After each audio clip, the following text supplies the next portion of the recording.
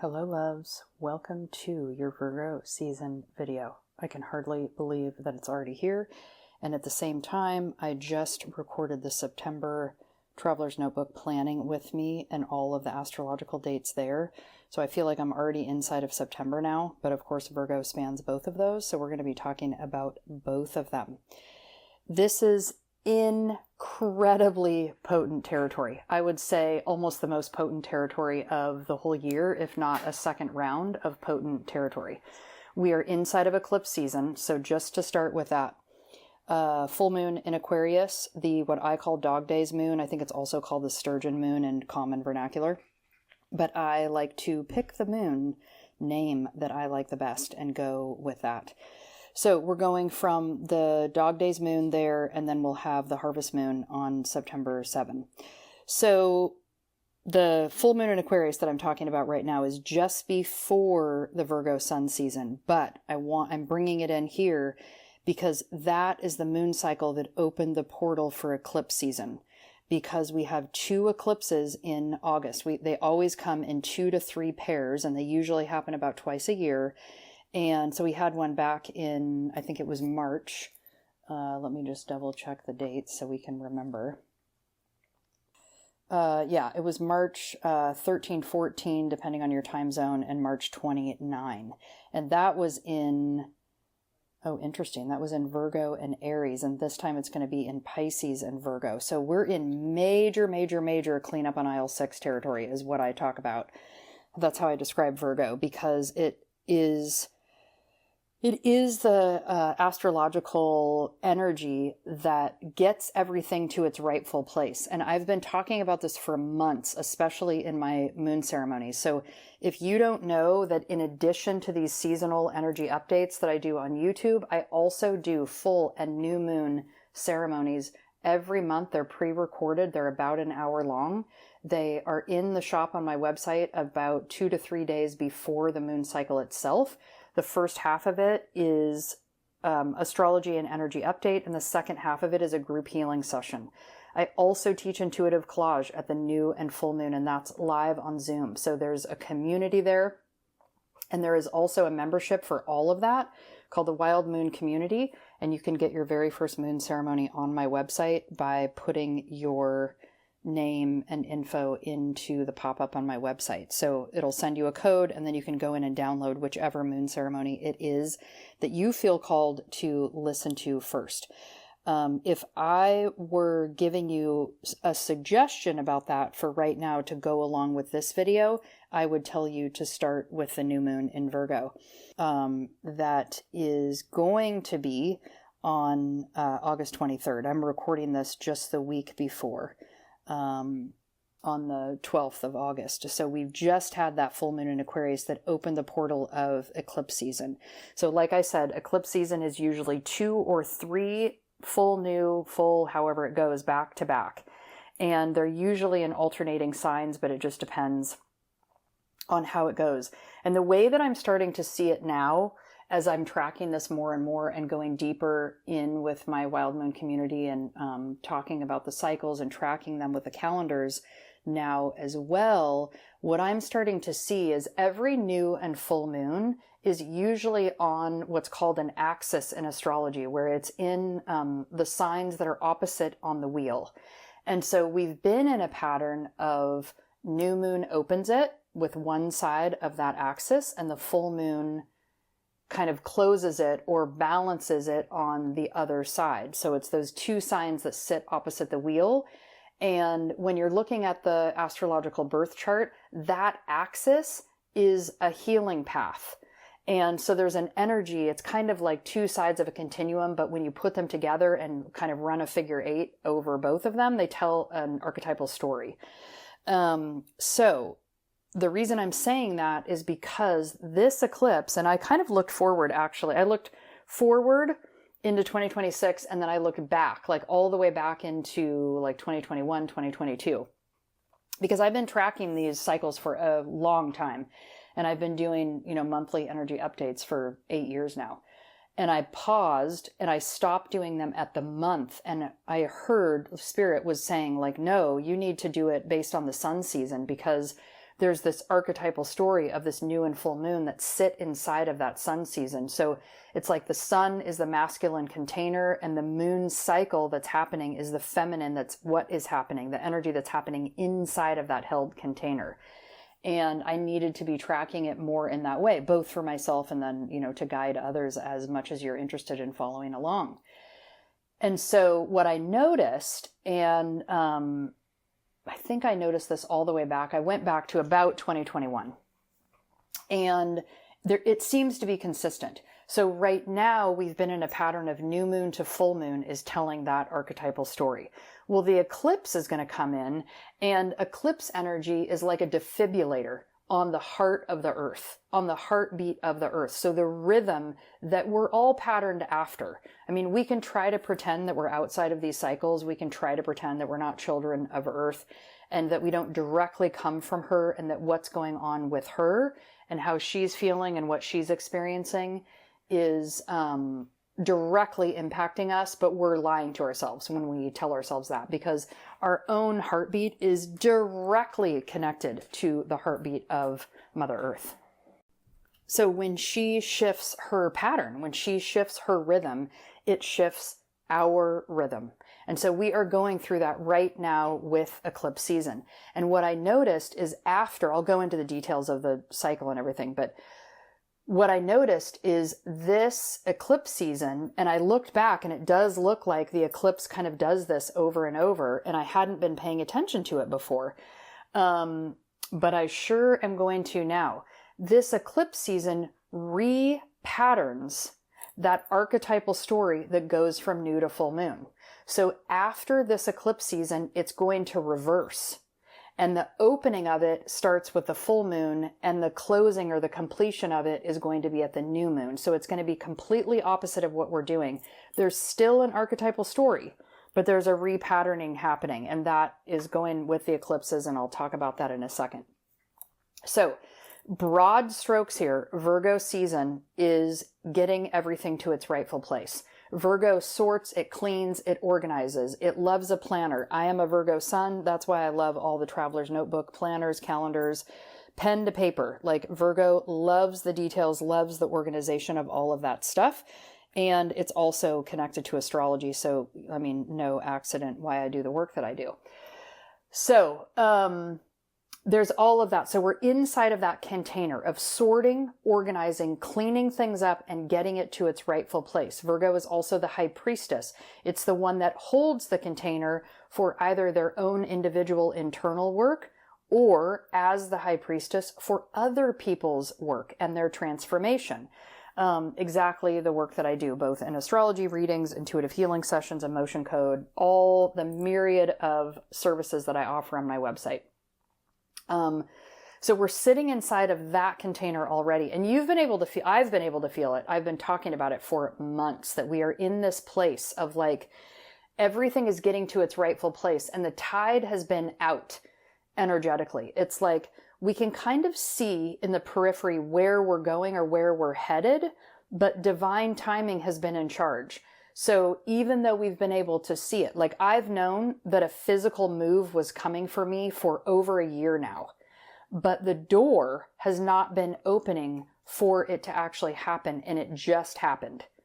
And so I'm like, whoa, this is big time. And so I've been in the practice for the last year of learning to calm my nervous system and settle into the river of divine timing and just let myself float on the back of spirit and say, or float on my back, on the river of spirit and just say, okay, I'm not in charge. Like I will know when it's time to go, when I'm doing it. I will know when I know, and I'm not going to know a minute sooner than that. And that's the overall deeper lesson that we've been getting.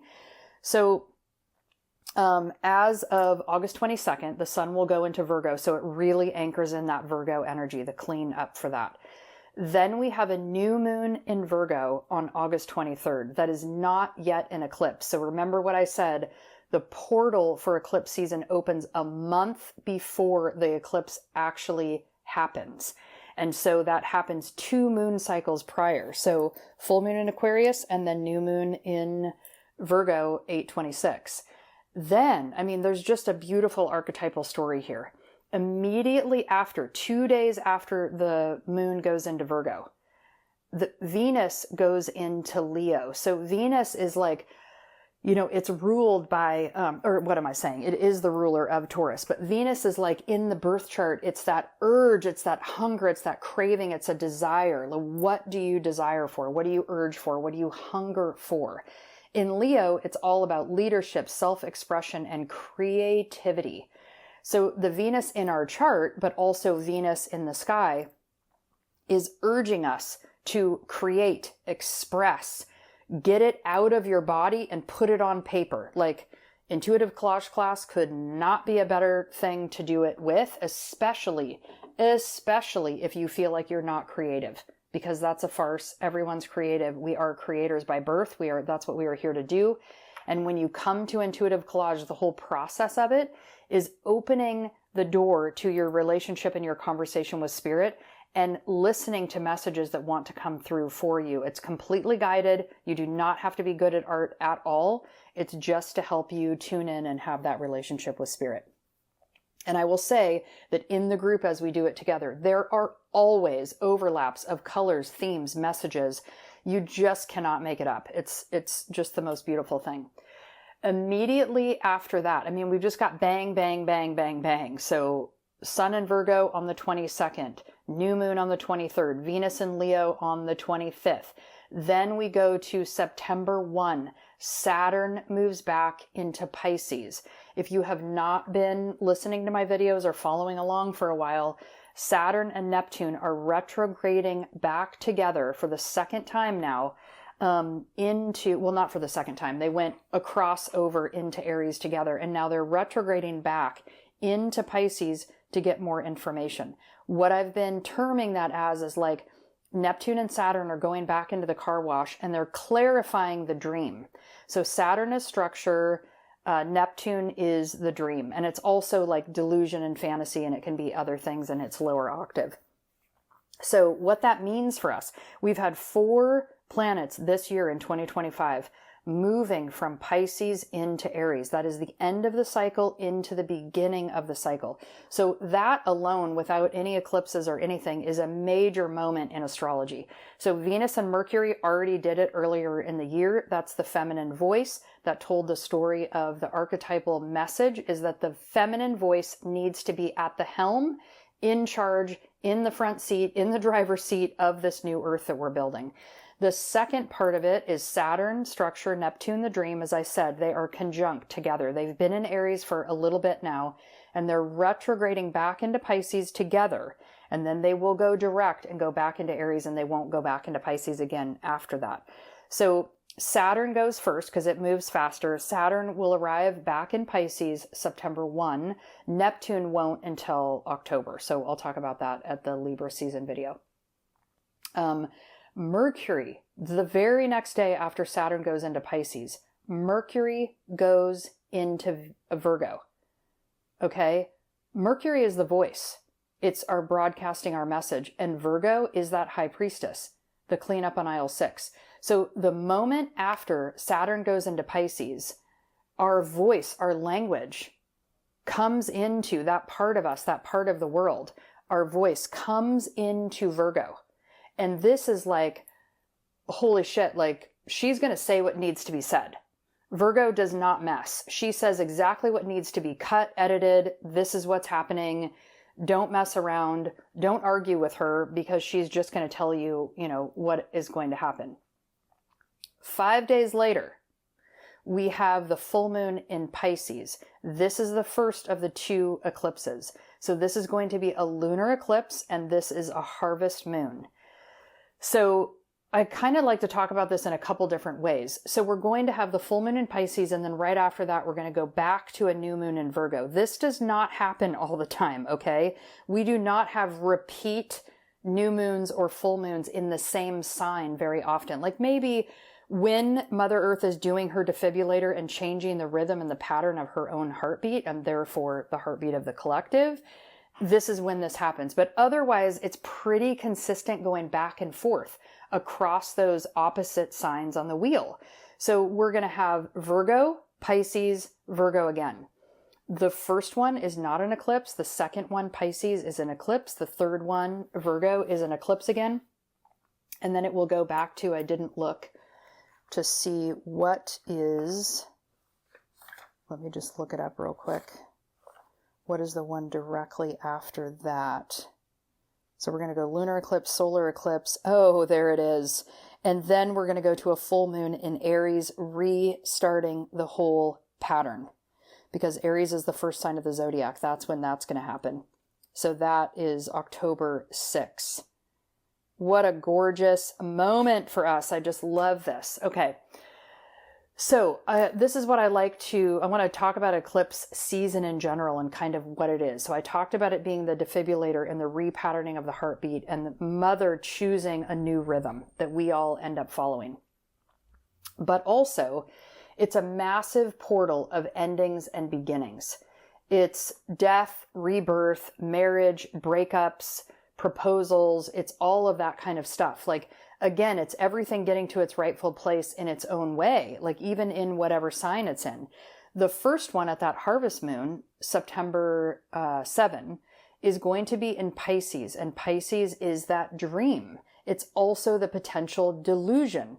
So when Mother Earth is doing the defibrillator and, having this eclipse moment, it's in Pisces, and it's there to kind of wake us up out of our delusion, out of our addiction, out of our misery, essentially, like, figuring out where can we not see. And especially because this is a lunar eclipse, so this is the dark part of the two sides of the eclipse. This is when harvest moon is one of those moons where they're huge and they're really close to the earth, and it's like this warm kind of amber glow. It's just completely beautiful. So there's a way that you can sort of see, but it's not as potent. Once you get to the solar eclipse, that's the image where the moon is directly over the sun and you get that bright line around the outside. That's a solar eclipse. So I see that as being like piercing bright light that comes in and shows you what you can't see. So I'm going to language that in a different way than I, have, and that I normally kind of refer to these as. The lunar eclipse is the lights are all the way off. You cannot see in the dark. So it's you fumbling around with that energy of Pisces going, oh my God, not only can I not physically see in the dark or energetically or emotionally see in the dark, but I'm also in Pisces territory that merges into everything that it sees. So you might get lost in the dark. This might be a white knuckle moment. So put it on your calendar. So that's when the lights are all the way off and you're navigating. When you move on to the solar eclipse, that's when the lights are all the way on, and now you can see all the rats in the corner and you can see what needs to be cleaned up because you have not been able to see. So when you're in the dark, there's kind of like this archetypal story or energy that you can tell yourself like, well, I didn't know what I didn't know, so I couldn't clean it up because I didn't know. Once the lights are all the way on, now you can't claim that you don't know because you can see everything. And so then it's on you and your soul and your higher self to do something about it and to clean it up and shift it and change it. So that's the overall story there, but I want to move through the other dates that are going to happen in between that. So we've got that full moon in Pisces, being in the dark, and I would say being in the dark of our delusions. And also, this is being in the dark of the dream. So think of it as like a moment to go into your internal cave, into your internal self, and tune in. What new dream do I have for myself?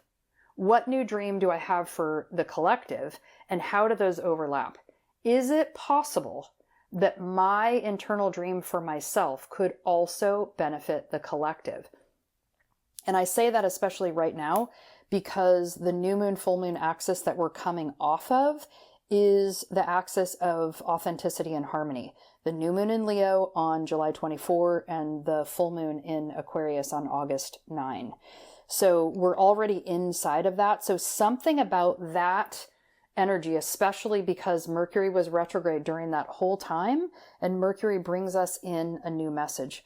Mercury went direct, as I'm recording this, yesterday on August 11. So over the next 2 weeks, right prior to that new moon in Virgo on the 23rd, is when the Mercury message, whatever it is that you learned from Mercury, if you were paying attention, of course, that's why we've tracked these things so you can be conscious about it. If you were paying attention, there likely is a message that you received, and then it starts to integrate over those next 2 weeks before that new moon in Virgo on August 23rd, where Virgo can help you clean it up. So back to the harvest moon, full moon Pisces 9/7, September 7, that moment where the lights are completely off. Right after that, Mercury is going to, she was in Virgo, September 2, September 18, she's going to move into Libra. So that is the voice coming in to balance the scales, to bring harmony, love, balance. Think of the scales. Libra wants the scales to be in balance, not just for me, but Libra is the first sign in the zodiac on the wheel that moves from me to we. So this is the collective voice saying, okay, something needs to be shifted and balanced so that the me also supports the we, and it's not one or the other, but it's both. By the time we get all the way to Aquarius, then it's like on steroids, taking care of the collective and making sure everyone has their needs met. On the very next day, September 19, Venus is going to move into Virgo. So remember I said Venus was that urge, that hunger, that desire. In Leo, she wants to create and express and do all of that. Well, then she comes into Virgo and matches up inside of that full moon Pisces lunar eclipse energy. Venus, what we hunger for, what we urge, what we crave for, is going to be health, wellness, balance, ritual, habit, daily routine, and also that cleanup on aisle 6. So it's going to be like, now we have this feminine urge that's coming up in us that's like, everything must be cleaned all the way down to the baseboards. Everything, all the dust, all the rats in the corner must be cleared out. But actually, as I say that, that's really interesting because there's a moment of clearing right before, 2 days later, we have that new moon Virgo solar eclipse where the lights are all the way on. So what's interesting about that is that Venus Virgo is already going to be in that vibe. Like it might be one of those days where you wake up and just clean the whole kitchen and you don't know why. 2 days later, we have that new moon in Virgo solar eclipse that's going to highlight everything that's got to go to the dumpster. So it's just a beautiful energy. This is why I love astrology so much, because if you look into this and you lean into it, you know what's coming. And you're not fumbling around in the dark, not knowing what's happening. And you also can look at, I know the world is a dumpster fire right now, and it's hard to not pay attention to everything that's wrong or breaking down or falling apart. When you look at astrology and you look at the astrological cycles, you start to realize that everything that's happening in the outside collective is just an expression of what the astrology is telling us, what the energy is telling us. So then it gives you this beautiful opportunity to, I don't want to say ignore what's happening in the world, because of course we want to be informed, but also the more that you engage with what's falling apart, the more you identify with it, and then it kind of harms you or affects you personally. But if you can stay above the fray and focus on what's happening energetically and astrologically, you are much more emboldened. You are much more empowered. Right as I say that, I look out and see a little white butterfly moving by. Just the symbol of freedom. I mean, it's so beautiful. So you're much more empowered because you can look and see like, oh, the astrology is saying this is what's happening. The structure of the world is falling apart. That is what Saturn and Neptune retrograding and doing this whole thing going back into Aries is telling us, the overall archetypal story. So all of the things that we see in the outside world that are expressions of the world falling apart, we can see that as like, oh, that's the natural order of things. That's exactly what's supposed to happen. And we don't have to think that we need to work so hard to stop it from happening, because it's literally written in the stars. It's what is supposed to happen.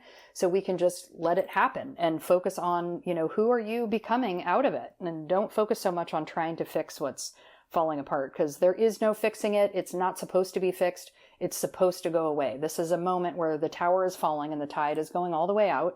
We will know who we are becoming on the other side when we know exactly what I said I've been practicing the entirety of the last year. Immediately after that new moon Virgo solar eclipse, on the 22nd, the very next day, Mars goes into Scorpio. And Mars is our drive, our determination. It is what we're driven by, like what we want to do. And Scorpio is the underworld. It is the taboo. It's all the stuff that is in the dark. It's our unconscious. It's all the stuff that we kind of avoid, we don't want to look at. But Mars is saying, oh, I'm driven to go in there now. It's the taboo. It's the occult. It's the underworld. It's like, okay, there's some part of me. It's a death and rebirth process.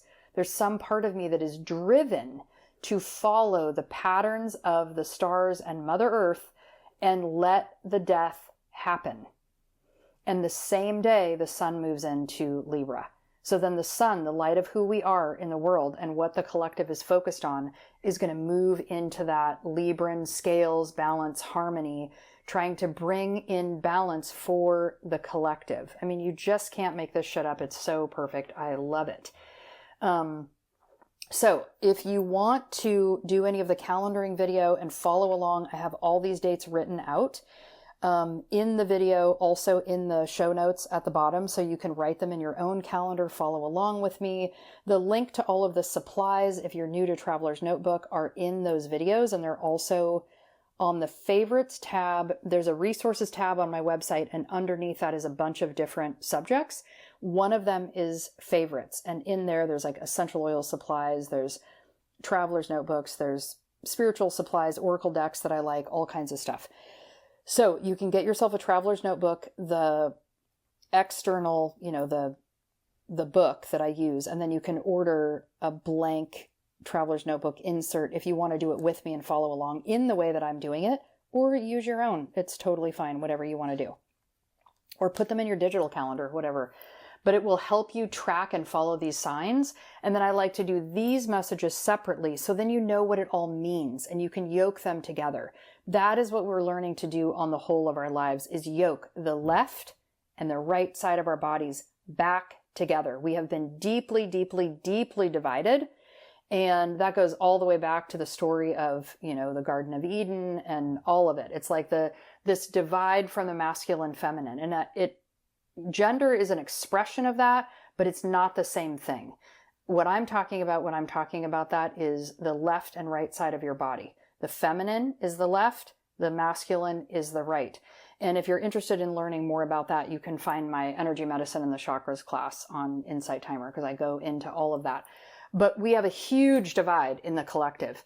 And the way that I'm reading the tea leaves is we heal the world by healing the divide within.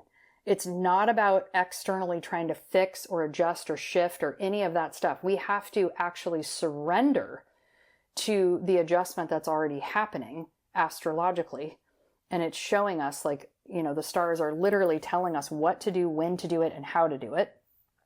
And if you want to go deeper, you can book a birth chart reading with me to see what's happening personally for you and how to work with your own internal energy and all of that. But it's an opportunity to surrender to what's happening and then actually take action on the things that you have control over, not the things you don't have control over. Because when you try to put energy there, it's a complete waste of time. It will make you sick and it will just bring you down. You'll feel miserable and horrible because you have no power there. So you can try to do that, but the world is going to do what the world is going to do. And, to me, it's so empowering because you can just let it happen, let it go, and return the focus inward on the inside of your circle. What are you doing? How are you running your energy? This is why chanting, meditation, yoga nidra, all these practices are so important. I have a 40-day Learn to Chant course on Insight Timer as well. Hugely important for times like this, because this is white knuckle it territory. This is, I need a handle to hold on to while I'm literally inside dying and being reborn. And the more that you know that, the more you can lean into it. It's just a beautiful, beautiful thing.